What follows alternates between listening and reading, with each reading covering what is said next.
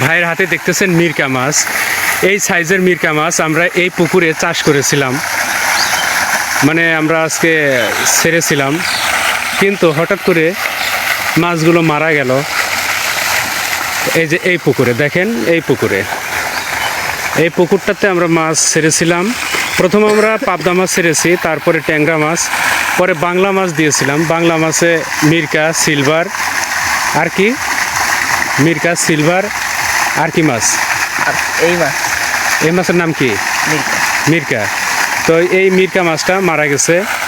তো এখন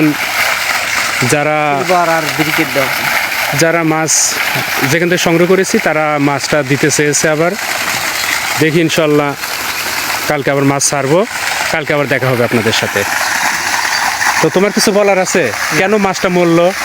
মাছটা ছেড়ে দিছে, মাছটা মরে গেছে। কেন মরলো? মাছটা মরে গেছে। আচ্ছা, মরার কারণ কি? এই পুকুরে যে ছাড়ার পর মরার কারণ কি? মাছের সমস্যা। মাছেরই সমস্যা?